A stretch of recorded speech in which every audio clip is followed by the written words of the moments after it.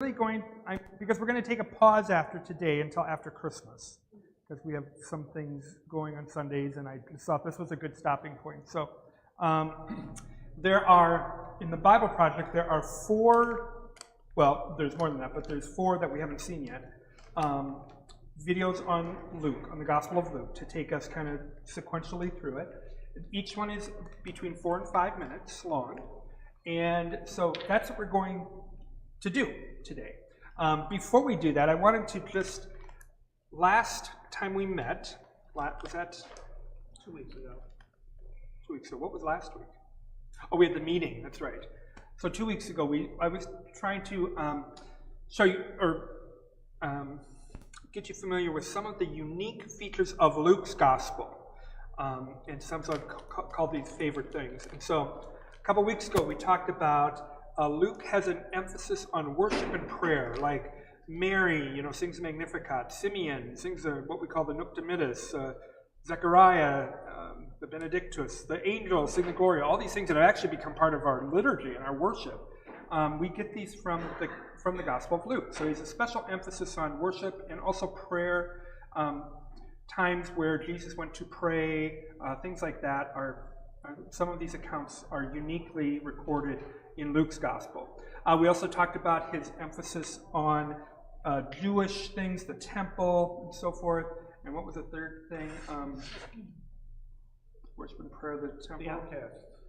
Well, that's what I was going to do now. But anyway, so here are 3 more of Luke's favorite things that I think are super important. One is the table fellowship. So in Luke, we have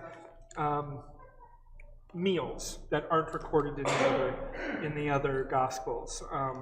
And an example of this is when Jesus met Zacchaeus, and he said, "When I come to your house, dinner at the house." The Emmaus disciples, Jesus came and broke bread with them. And so we have some unique accounts of table fellowship in the Gospel of Luke.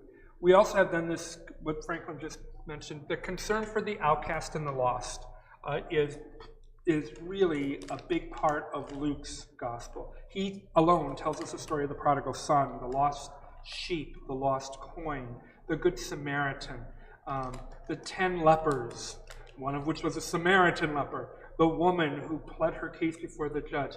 All these characters that in Jesus' day would have been considered outcast. The shepherds. The shepherds were not these just, gentlemen out in the field who marched in to see babies. They were considered unclean and untouchable even. They were at the bottom of the barrel. So the fact that Luke mentions all these parts of the story of Jesus, I think it's just really gets to the heart of the gospel. Is Jesus concerned for the outcast? The prime example was our gospel today, where Jesus, in his suffering, reaches out to this condemned criminal. So this is a big part of the Gospel of Luke. And then finally, Luke has some unique references to poverty and wealth in the Gospel. The best example of this is the Beatitudes, which are recorded in Matthew. That's the version that we're mostly familiar with. Blessed are the poor in spirit and so forth. But Luke adds the woes next to the blessed bees. The woes. Woe to you who are rich. Woe to you who are well fed now. He really holds the wealthy, to the fire, I guess you'd say, and challenges that, and also acknowledges the poverty of Jesus' life and the poverty of others.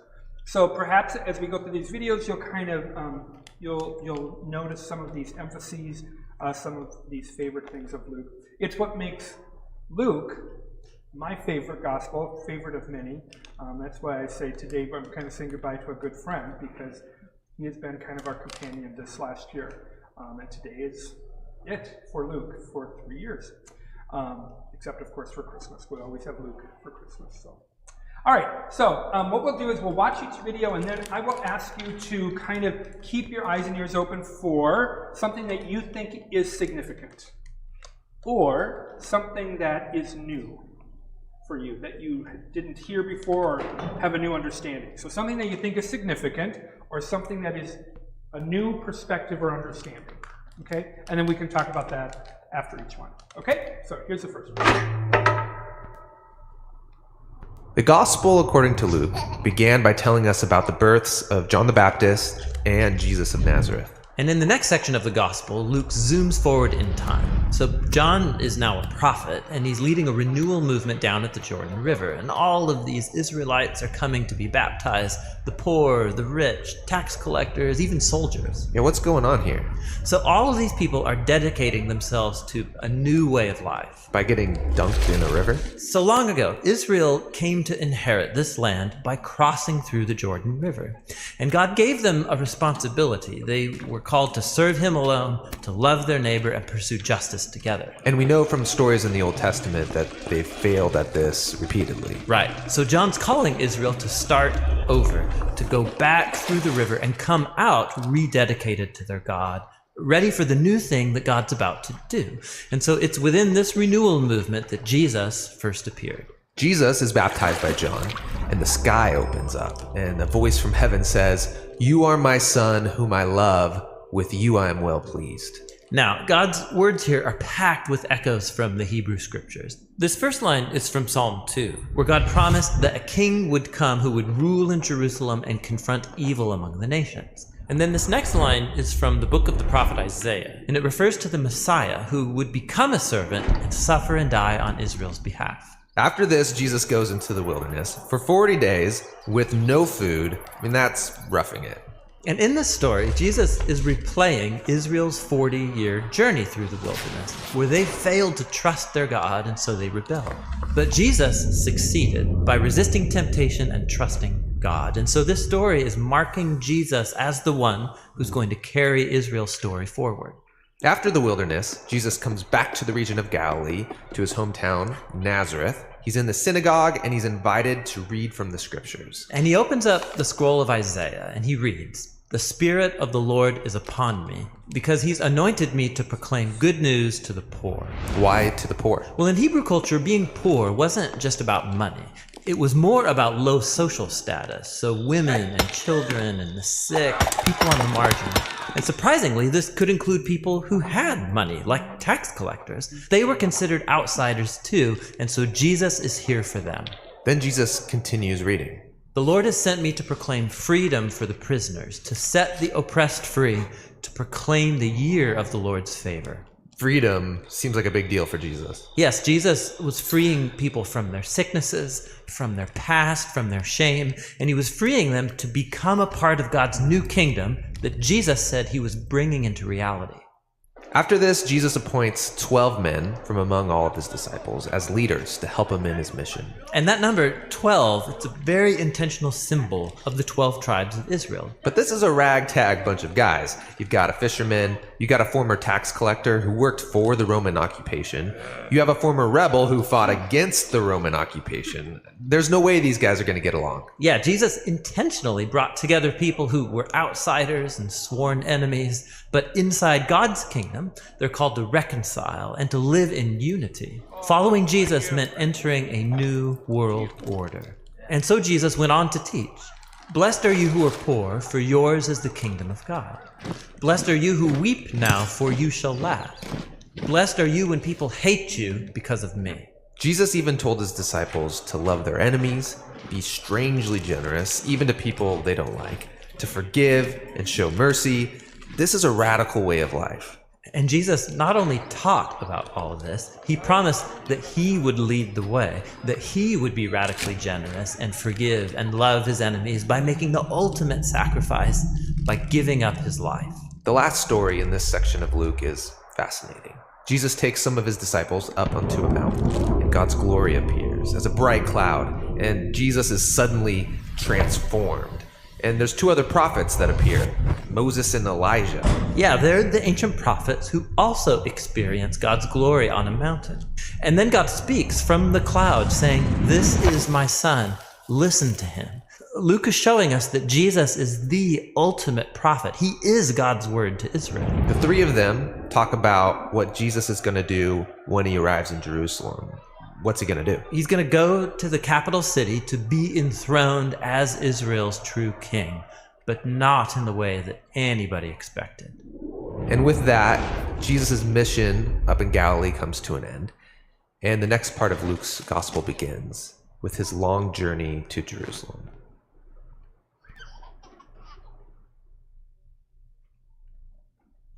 Okay, I'll open it up for your response to this. So something that you think is significant here, or something that is a new perspective, new information for you. First. The way they tied, like, the 12 disciples to the 12 tribes, the 40 days in the wilderness to the 40 years in the wilderness. That was the first one. I've never heard any of those before. So what these guys really like to emphasize in the videos is Jesus pushing the story of God's people forward.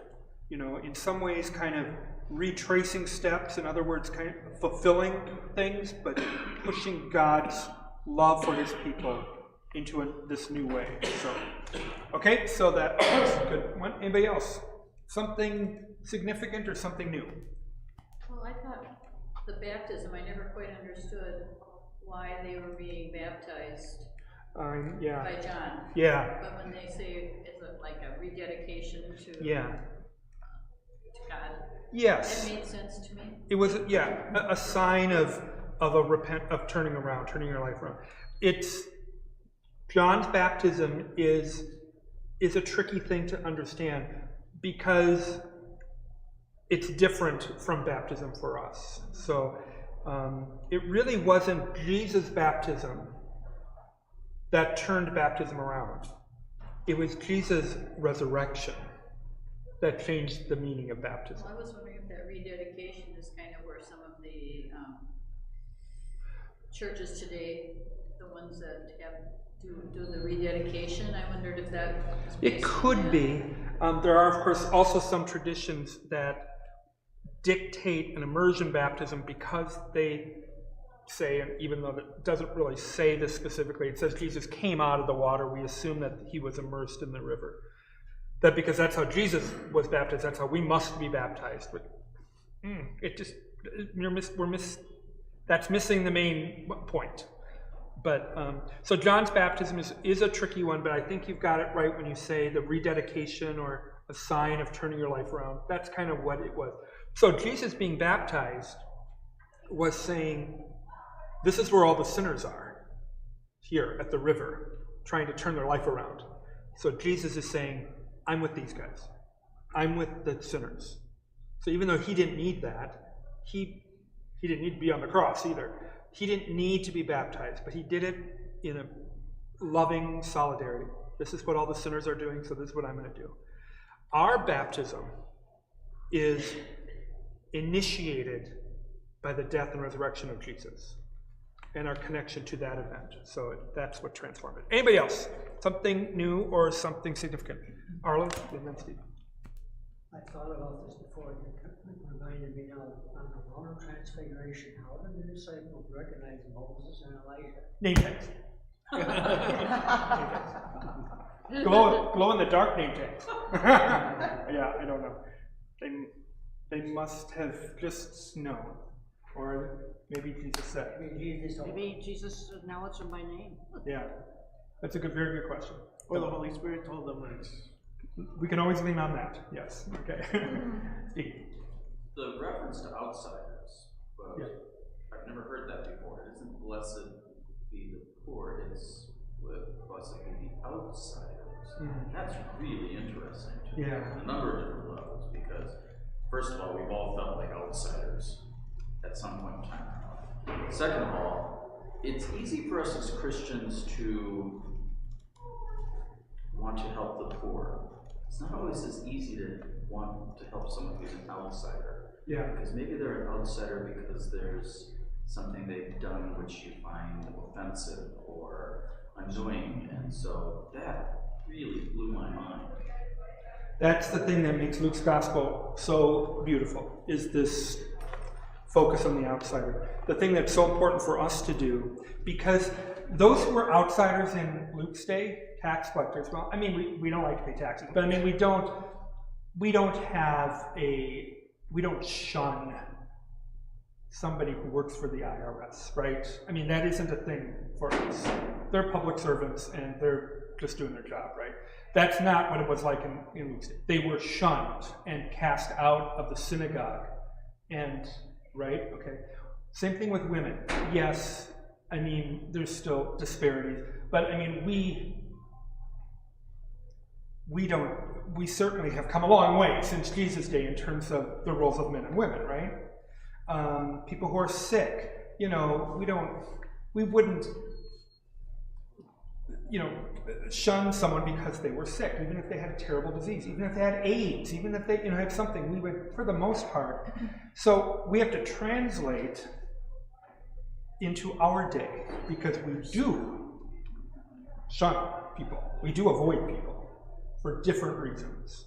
And so we have to be able to translate that into who is alienated and marginalized among us. That's what we got to kind of look for. It isn't necessarily women. It isn't necessarily people who have a certain occupation or who are sick or whatever. So that's an ongoing challenge for every generation to identify that. And there are Christian churches that are actively preaching the shunning of certain groups. Yes. So just Yes. complete anathema from what It's not. It's completely inconsistent with, for sure, the Gospel of Luke, but even more than that, with the whole Gospel message. Yeah. Okay. Anybody else? Something significant or something new? You've heard me talk, hopefully, about the road trip in Luke. For many, many chapters, Jesus is on the road, and we have all these little markers. He says, then he turned his face to Jerusalem, and as they were on the road and on their way to Jerusalem, it's a long journey story in the Gospel of Luke, and that's what the next video is about. The Gospel of Luke opened with the birth of Jesus. Then Luke showed us how Jesus was Israel's Messiah, announcing the good news of God's kingdom to the poor, and how he was God's true prophet to Israel. In this next section, Jesus sets out with his disciples on a long road trip to Jerusalem, where they'll join thousands of Israelites to celebrate the ancient feast of Passover. Now, Luke wants this road trip from the mountain to Jerusalem to remind you of ancient Israel's long road trip. With Moses, they went from Mount Sinai to the Promised Land. And then later, King David established Jerusalem as their capital. And so here, Luke is portraying Jesus as a new Moses who's renewing Israel's covenant with God, and as a new David. He's gathering the people together to live under his rule. As Jesus leaves, he sends out a wave of his followers ahead of him to prepare each new place for his visit. Then Jesus would arrive, announcing the good news of God's kingdom, and he would call people to follow him and join this new thing God was doing in Israel. There are many of his teachings and parables in this section, specifically about how following Jesus will force you to totally rethink your money, how you resolve conflict, and how you treat the poor. In every town, Jesus would create communities of people who were learning to live in a totally new way, so that greed would be transformed into generosity and anger into forgiveness. And in these Jesus communities, all outsiders are welcome. Yeah, good news for the poor. That's one of Luke's main themes. Yeah, you'll find it all over this section. The marginalized people that he heals, the shamed sex workers he reaches out to, the tax collectors he includes. This is Jesus' kingdom crew. And Israel's religious leaders watch and start to criticize him. If he really is God's prophet, why is he welcoming sinners and eating with them? Yeah, this section reads like the Battle of the Banquets. So Jesus throws these dinner parties as a symbol of how God's kingdom is here for the sick and the poor, people who could never pay him back. Jesus also attends banquets with Israel's religious leaders. Yeah, and he lays into them for becoming an arrogant, exclusive social club. But they don't get it, and so he tells them a famous parable that goes like this. There was a father who had 2 sons. The older son is trustworthy and honors his father. And the younger son, he's a mess. He rebels and cashes in his inheritance to travel far away and blow it all on partying and being stupid. And then there's a famine in the land, and he runs out of money. So he has to scrape by taking care of somebody's pigs. And he's so hungry he wants to eat the pig slop, at which point it occurs to him, if I'm gonna be a farmhand, I might as well go home and work for my dad. At least I won't be eating pig food. So he treks back home, rehearsing his apology. Now, the father is certain that his son did not survive the famine. But then, one day, he sees someone walking down the road. It's his son. He's not dead. And so the father runs to him and embraces his son, kissing him all over. The son starts his speech. Dad, I don't deserve to be your son, maybe I could come and work for you. But before he can finish, the father calls his servants to go get the nicest robe, new sandals, a fancy ring for his son. They are to prepare the best food for a banquet. It is time to celebrate. Now later that day, the older brother arrives from a long day working in the field to discover his long-lost loser brother has come home, and they're celebrating? And he gets angry. And think about it. He's been faithful to his father all of these years. He never got a party like this. And then this disgrace of a family member comes home, and they're going to celebrate him? It's disgusting. He refuses to join the banquet. So the father finds the older brother outside, and he says, Son, you are already in our family. Everything I have is yours. But we had to celebrate your brother because he was lost. And now he's found. He was dead, but now he's alive. Jesus wants the religious leaders to see the outsiders the way God sees them, as sons and daughters that are being reclaimed from death. Jesus' kingdom community was wide open to anybody. The only entry requirement is to humble yourself and recognize your need for God's mercy. And so the religious leaders' rejection of Jesus and his crew is actually a rejection of the God of Israel. The leaders don't like all of this, and so as Jesus' road trip comes to an end, the conflict is at a boiling point. Yeah, he's going to ride towards Jerusalem for Passover as they plot to take his life. And that's what the next section of Luke is all about. Okay, something significant or new from this section?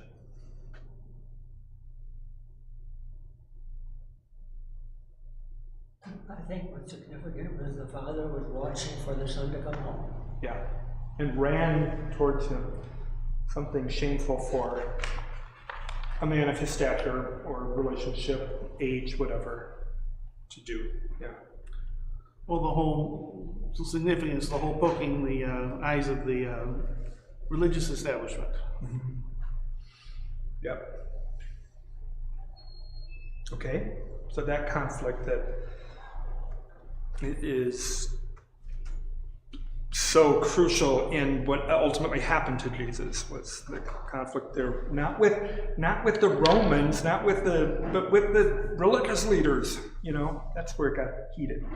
Anybody else see? Drawing the correlation between the lost son, or the prodigal son, and the outsiders, and this idea that the outsiders aren't just coming anew to the kingdom of God, but yet already were part of it, were lost and are coming back to.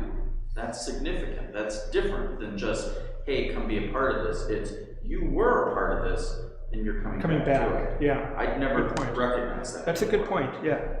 So the restoration of right. broken and the lost. Bruce. I guess it just becomes really obvious to me the understanding of the scriptures, and that it said Jesus was coming, but the religious leaders didn't see what he was supposed to be doing. Yeah. Even some of his own disciples, he didn't meet their expectations. So Yeah. the understanding of what the scripture said was coming was not there. Yeah, not at all. And that's not a unique problem to Jesus' day in terms of understanding Jesus and what he means to us, what he wants to give us, what he designs to do among us. So, Chris. Yeah, you know, even the sort of arrogant religious leaders at the time, Jesus reached out to them too. Yes. You know, he ate with them. Yep. And sought reconciliation with them. You know, in the Luke 15 story, Mm-hmm. Jesus, if the older brother is representing them, Mm-hmm. he goes out, leaves the party, Says, he hey, goes out, and come back to your side. everything I have is yours. Yeah. And so, trying to reconcile both ends. And when they invited him, you know, because there were times and places where inviting Jesus might have been a popular thing because people were listening to him. So when those religious leaders invited him, he accepted the invitation. Yeah. And, you know, I think that is significant too. Anybody else? All right, this next one is about the crucifixion. So we're walking through the Gospel of Luke, and we've reached the end of Jesus' long road trip to Jerusalem, he's arrived. So he rides a donkey down the Mount of Olives towards the city, and all these crowds are forming, and people are singing, "Praise the King who comes in the name of the Lord." They're laying down their cloaks in front of him. Why all this royal treatment? Okay, so Israel's ancient prophets promised that one day God himself would arrive and rescue his people and rule the world. Other times, the prophet spoke about a coming king who would ride into Jerusalem to bring justice and peace. So Jesus is activating all these hopes that he's that king, and everyone's ecstatic. Well, not everybody. The religious leaders, they think Jesus is a threat to their power, and so they're not happy. But even more striking, Jesus himself is distraught. He's actually weeping as he rides. Yeah, why? Well, Jesus can see what is coming. He knows that he won't be accepted as Israel's king, and he knows that Israel will keep going down a destructive path, neglecting the poor, stirring up rebellion against their Roman oppressors, and he knows that it will lead to death. It breaks his heart. And it riles him up. The first thing he does in Jerusalem is march into the temple courts, and he drives out the money changers, disrupting the entire sacrificial system. Yeah, he's staging a prophetic protest, and he stands in the center of the courtyard, shouting out words from Israel's ancient prophets. This is supposed to be a place of worship, but you've made it a den of rebels. A den of rebels? Yeah, he's quoting from the prophet Jeremiah, who stood in this same spot, the center of Israel's religious and political power. And he offered the same critique of Israel's leaders, that they're rebellious and corrupt. And they get the message and start to plan to have him killed. Which is no surprise to Jesus. In fact, he planned that all of this would happen during Passover. This is the Holy Week when Jewish people celebrate their ancient story of how God liberated them from slavery and invited them into a covenant relationship. And so Jesus uses the symbols of Passover to reveal the meaning of his coming death. The broken bread was his broken body, and the wine was his blood that would establish a new covenant relationship between God and Israel. Jesus was going to die for his people and open up a new way forward. After the meal, Jesus takes his disciples to a garden to pray. And he struggles with the very human desire to save his life instead of sacrificing it, but he overcomes this temptation. And it's here where the religious leaders, with the temple guards, find him and arrest him. Now, Jerusalem was being ruled by the Roman Empire, and so the temple leaders couldn't execute Jesus without permission from their Roman governor, a man named Pontius Pilate. And so they make up this charge that Jesus is a rebel king stirring up revolution against the Roman emperor. Pilate asks Jesus, "Are you the king of the Jews?" And Jesus answers, "You say so." So Pilate can see that Jesus is an innocent man and he doesn't deserve death. But the leaders keep insisting that he is dangerous. So they negotiate a compromise. Pilate will release an actual rebel against Rome, a man named Barabbas, instead of Jesus. And so the innocent is handed over in the place of the guilty. Jesus is taken away with two other accused criminals and nailed to a Roman execution device. And people are mocking him. Hey, if you're the Messianic king, save yourself and us. But Jesus loved his enemies to the very end, offering hope to one of the criminals dying beside him. And he even prayed for his executors. "Father, forgive them. They don't know what they're doing." And then the sky darkened as an innocent man died the death of a rebel. And then Jesus cried out with ancient words from Israel's Psalms, "Father, into your hands I commit my spirit." And then Jesus died, innocent and alone.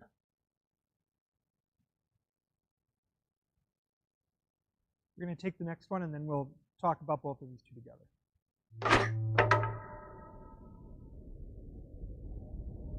We've been looking at the story of Jesus as it's told in Luke's gospel. It begins with the arrival of an unlikely king born in poor, humble circumstances. Then we saw Jesus as a teacher and prophet. He went throughout Israel calling people to a radical way of life, where enemies become friends, the poor are cared for, where people find forgiveness for their failures. He went from town to town inviting people to follow him and live under God's reign in this upside-down way. And he did many signs and wonders, so many Israelites began to hope that he would rescue Israel from the Romans and set up a new kingdom of peace and justice. In short, that he would bring the kingdom of God. Now, the religious leaders of the day were also hoping for God's kingdom, but to them, the message of Jesus was a threat. Yeah, they had expected to gain power and prestige when this all went down. But Jesus said God's kingdom belongs to the poor, to the outsider, and that real power is serving others in love. This conflict intensified when Jesus, while in Jerusalem, disrupted the temple sacrifices and called Israel's leaders a gang of rebels.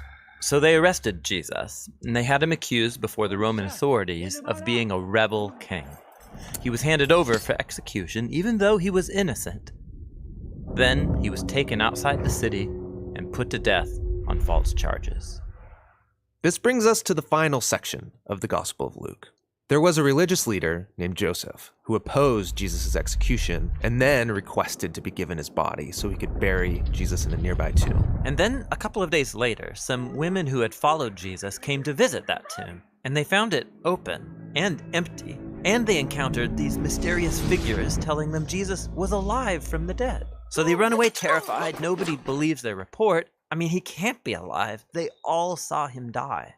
Now, just outside of Jerusalem, a pair of Jesus' followers were leaving the city, traveling on a road to a town called Emmaus, and they were sad and confused about everything that had happened. Then Jesus shows up, walking alongside them, but they don't know it's him. Yeah, that's weird. Why couldn't they recognize him? Yeah, it's an odd but really significant image for Luke. They're blind to Jesus for some reason, so Jesus asks them, "What are you guys talking about?" And they begin to tell him about Jesus, a powerful prophet who they expected would rescue Israel, but was instead executed. Some women say he's alive, which is crazy. It's all too much. We're going home. So Jesus tries to explain that this is what the Jewish scriptures had been pointing to all along, that Israel needed a king who would suffer and die as a rebel on behalf of those who actually are rebels. And then he would be vindicated by his resurrection so he could give true life to those who would receive it. But it's still not making sense. They're as confused as ever. Which leads to the scene where they sit down for a meal with Jesus. He takes the bread, he blesses it, breaks it, and gives it to them, just as he did at the Last Supper. Yeah, this is the image of his broken body, his death on the cross. And it's when they take in the broken bread, that's when their eyes are open to see Jesus. Then he disappears, and the episode's over. So this is a story about how it's hard to see Jesus for who he really is. Yes, this is brilliant. I mean, how could God's royal power and love be revealed through this man's shameful execution? How could a humble man become the king of the world through weakness and self-sacrifice? It's very hard to see. But this is the message of the Gospel of Luke. It takes a transformation of your imagination to see it and embrace Jesus' upside-down kingdom. The Gospel of Luke ends with Jesus and all of his disciples together over another meal. And everyone's freaking out about his resurrected body. I mean, he's still a human, but way more. Yes, he's passed through death and come out the other side, a walking, talking piece of new creation. And then Jesus tells them that he's going to give them the same divine power that sustained him, so they can go out and share the good news of God's kingdom with other people. After this, Luke tells us that Jesus was taken up into heaven, which is a cool exit and all, but why disappear into the sky? So in the Old Testament, the skies are the place of God's throne. They're above everything. So this is Luke's way of showing that Jesus has been enthroned as the divine king of the whole world. His followers stay in Jerusalem, worshiping God and Jesus, waiting for this new power, and this is where the gospel ends. Now, Luke is going to write about how they receive this power and take the news out into the world, and that's what his second volume, the book of Acts, is all about. All right, so something significant and new from those two videos.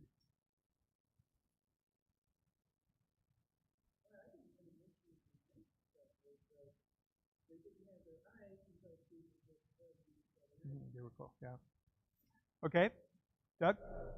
You said rebel, the Bible uses the word thieves, it means thieves, Are you talking about the criminals on the cross? No, turning the coins over and they... Oh, yeah. You made it a den of robbers. I don't know what that word actually is. They said rebels. Yes. Mm-hmm. And that's probably more to identify that the crucify that crucifying to the Romans. Mm-hmm. Okay. Anybody else?